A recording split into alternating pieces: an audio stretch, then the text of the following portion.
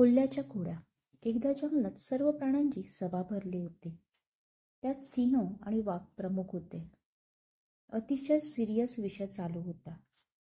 त्यात कोल्ह्याला त्याचे गांभीर्य नव्हते.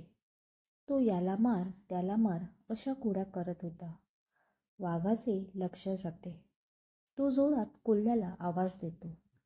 त्याच्या आवाजाने कोल्हा थोडा वेळ शांत बसतो. परत त्याचे खोड्या करणे चालूच असते. सिंह त्याला लास्ट वॉर्निंग देतो, तेव्हा कुठे तो शांत बसतो. त्याच्या या वागण्यामुळे सर्व प्राणी त्रासात असतात. नंतर सभा संपते. त्यानंतर कोल्हा लगेच निघून जातो. तो गेल्यावर सर्व प्राणी कोल्ह्याची तक्रार सिंहाकडे करतात. त्याला सबक शिकवायचाच असे सर्व प्राणी निर्धार करतात. त्यानुसार एकदा नेहमीप्रमाणे सभा भरते.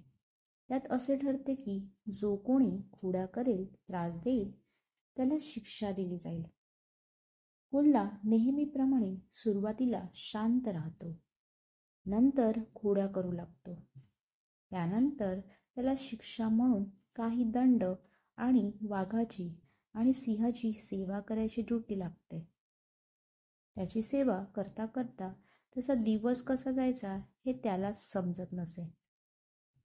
त्याला चांगलाच सबक मिळतो. त्या दिवसापासून तो खोड्या करणे सोडून देतो.